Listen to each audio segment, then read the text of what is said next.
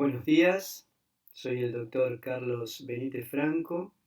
Quiero presentarles hoy los contenidos y la estructura de la materia Actividad Física y Salud para la licenciatura en Educación Física y Deporte de la Universidad Nacional de Río Negro. Los estaré acompañando durante este cuatrimestre y quiero presentarles la organización de nuestra materia. Nuestra materia presenta entonces dos objetivos generales que pasamos a detallar. En primer lugar, comprender y analizar los beneficios de la práctica sistemática de la actividad física sobre la salud. Y en segundo lugar, promover el rol del licenciado en Educación Física y Deportes como promotor integrante de equipos interdisciplinarios que actúan como agente de promoción y prevención de la salud. Vamos a entrar en detalles un poco más adelante sobre estos aspectos. Los objetivos específicos que se propone la materia es que el alumno conozca los fundamentos interdisciplinarios que sustentan los beneficios del ejercicio físico para el logro y la preservación de la salud.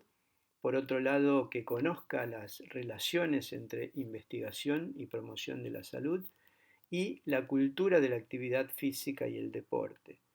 Y por último, que el alumno sepa desarrollar la capacidad reflexiva, crítica y sobre todo participativa con una visión científica permanente. Entonces, en función de esto, quiero presentarles los contenidos. Durante este mes vamos a desarrollar la unidad 1, cuyos temas fundamentales son los factores de riesgo cardiovascular, el entrenamiento de alta intensidad y bajo volumen en la salud y enfermedad, y esto lo estaremos desarrollando durante al menos 4 o 5 clases. Los contenidos en esta unidad serán los nuevos factores de riesgo, adaptaciones agudas y crónicas al ejercicio, el concepto de flexibilidad metabólica, las vías de señalización de la MPK como regulador metabólico maestro y los beneficios del entrenamiento de alta intensidad sobre la salud. Hemos tratado de actualizar la bibliografía y los contenidos para adecuarlos a los intereses de los alumnos. En segundo término, vamos a presentar en la unidad 2, evaluación del movimiento. Esto se va a desarrollar desde la primera a cuarta semana de septiembre y vamos a ver distintos contenidos relacionados con la evaluación funcional del movimiento. Finalmente, en la unidad 3 vamos a ver el concepto de dinapenia, sarcopenia, entrenamiento excéntrico aplicado al campo de la salud y algunos aspectos relevantes de la nutrición aplicadas a la actividad física y el deporte. Estos contenidos se van a desarrollar desde la primera a cuarta semana de octubre.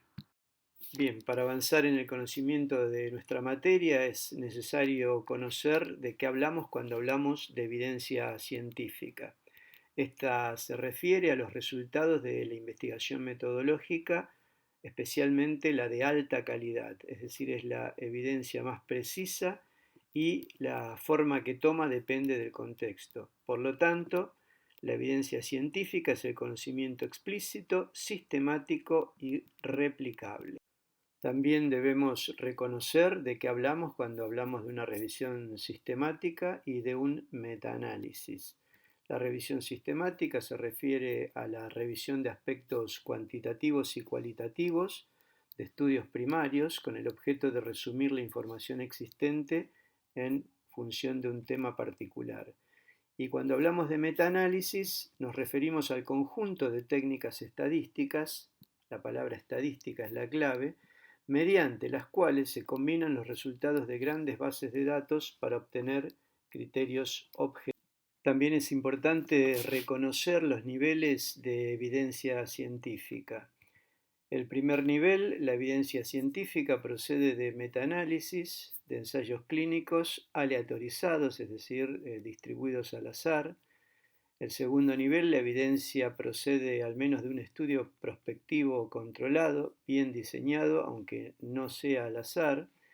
Y el tercer nivel, la evidencia procede de estudios observacionales bien diseñados, como por ejemplo estudios comparativos, de correlación o estudios de casos y controles. Y finalmente, el cuarto nivel, el más débil de evidencia científica, procede de documentos y opiniones de expertos o de la experiencia clínica de algunas autoridades de prestigio. Hay una lista de requisitos determinada por los sistemas PRISMA y GRADE, o GRADE, donde el PRISMA significa la lista de comprobación de requisitos que debe cumplir una revisión sistemática y un metaanálisis para presentar la información.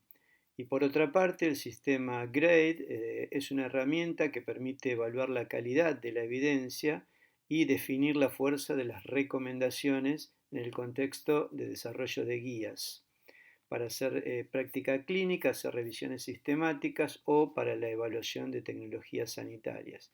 Esto se aplica, pero no es excluyente, especialmente al campo de la salud.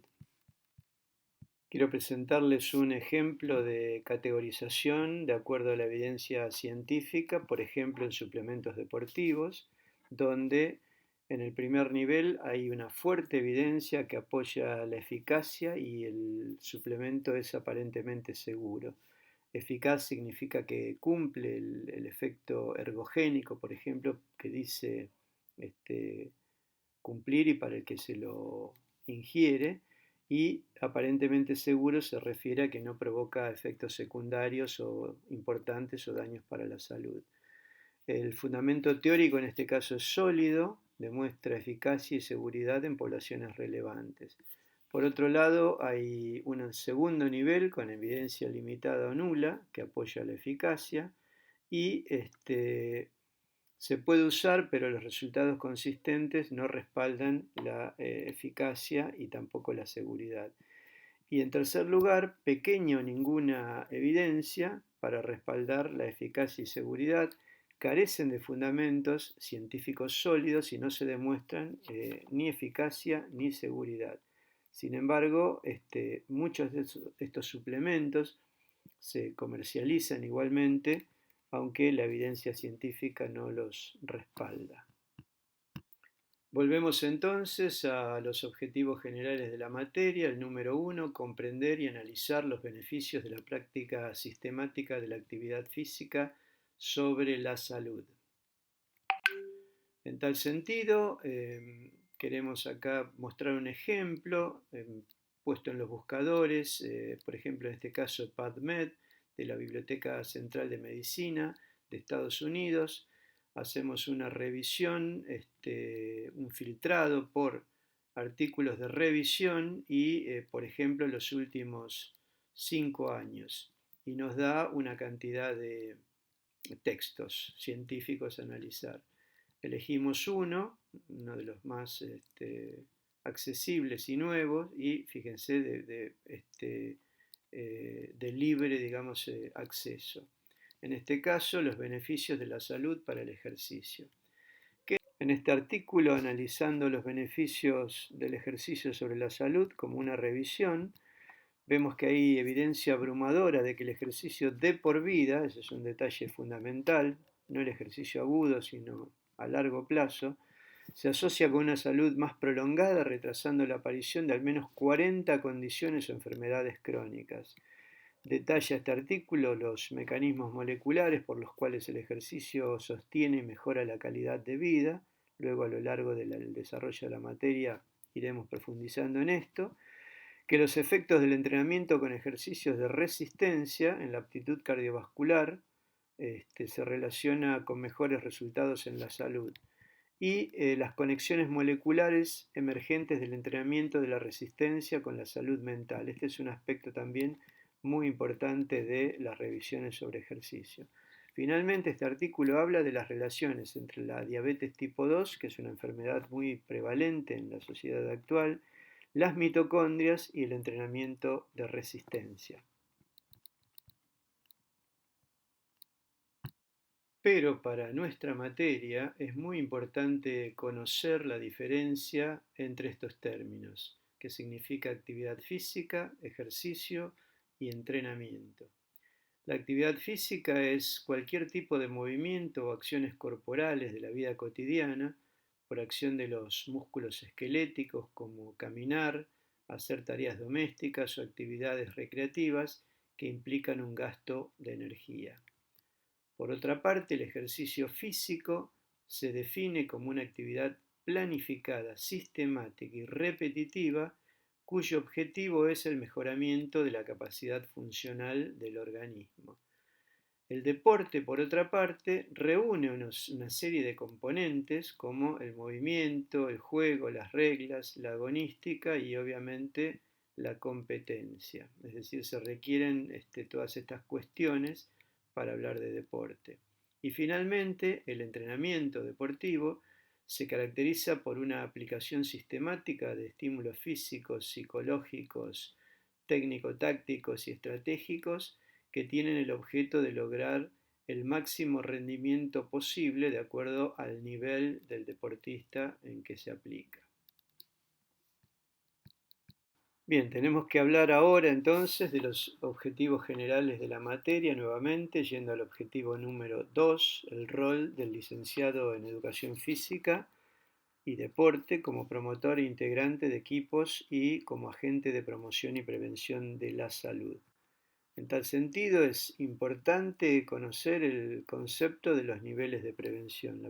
La prevención se puede dividir en prevención primaria, secundaria y terciaria. Hablamos de promoción primaria cuando nos referimos a promoción de la salud o prevención específica.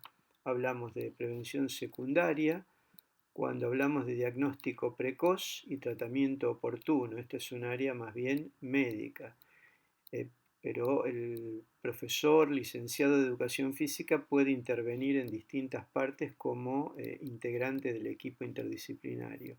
Y hablamos de prevención terciaria cuando hablamos de rehabilitación. Por lo tanto, es importante conocer el concepto de factores de riesgo, que va a ser uno de los temas principales de las clases siguientes, referidas a la posibilidad de enfermar, tanto desde el punto de vista físico, mental como social, y individual y desde el punto de vista ambiental. La prevención primaria tiene entonces dos componentes. Primero, la promoción inespecífica y segundo, la prevención que es específica.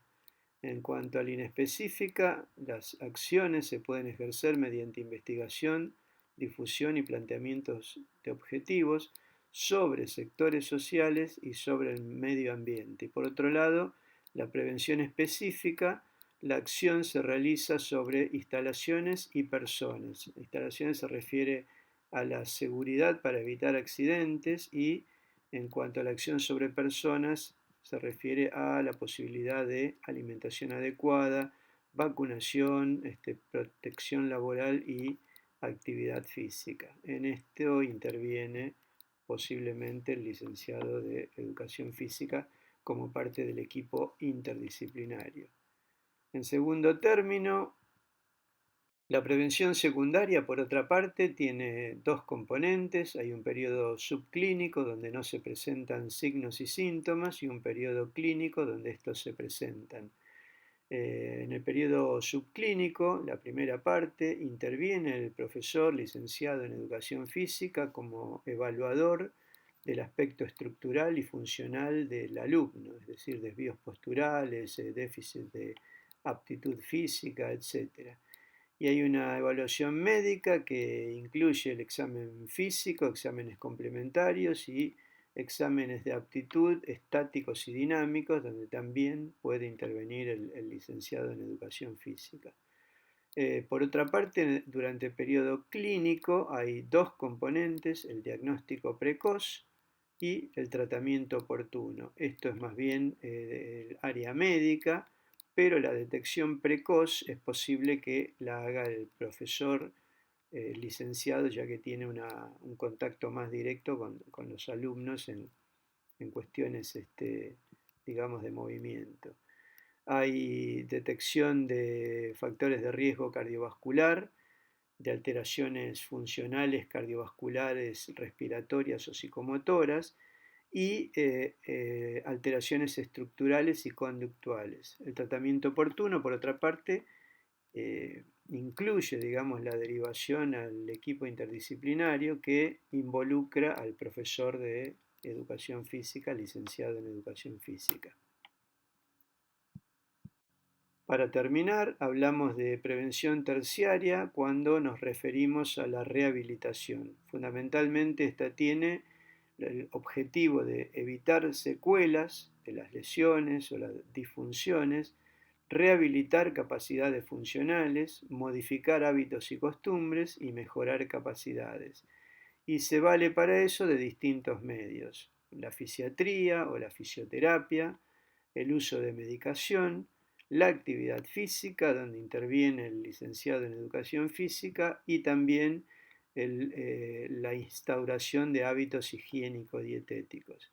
Y los niveles en que se puede aplicar son múltiples, es decir, en poscirugías, lesiones, inmovilizaciones prolongadas, alteraciones del metabolismo de los lípidos, de la glucemia, tabaquismo, etc. Es decir, todos los factores de riesgo cardiovascular que vamos a analizar a fondo en la próxima clase, y en pacientes con distintos trastornos como enfermedades cardiovasculares, respiratorias, musculoesqueléticas, alteraciones motrices, sensoriales, etc. En todo esto puede intervenir e interviene el licenciado en educación física como miembro integrante del equipo interdisciplinario de salud.